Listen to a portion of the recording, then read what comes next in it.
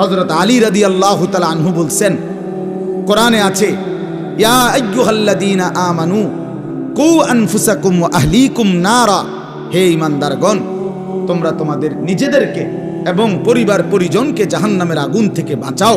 এটা আপনারা শুনছেন না কথা? এটা তো হযরত আলী এই আয়াতের তাফসিরে বলছে পরিবারকে জাহান্নামের আগুন থেকে বাঁচাও কিভাবে।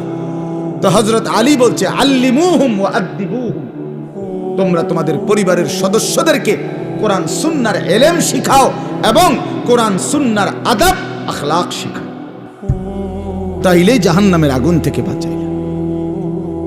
যেই মা বাপ, সাফ কথা, আপনারা যারা আপনাদের ছেলে মেয়েকে ছোট্টবেলায় আল্লাহর কোরআন রাসূলের সুন্নাহ থেকে বঞ্চিত করেছেন, কসম খোদার, মনে রাখেন হাসরের ময়দানে চূড়ান্ত ভাবে লাঞ্ছিত হবেন, বেইজ্জতি হবেন, কোটি কোটি হাসরের মানুষের সামনে অপদস্থ।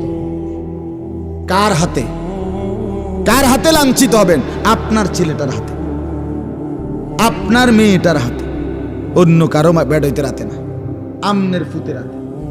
আমনের ফুত, আমনের জি, যাকে আপনি দিন শিখান নাই, নামাজ শিখান নাই, বঞ্চিত করেছেন কোরআন সুন্নাহ থেকে, সে সেদিন আল্লাহর কাছে বলবে, আল্লাহ আজ আমি মা বাপকে বেইজ্জতি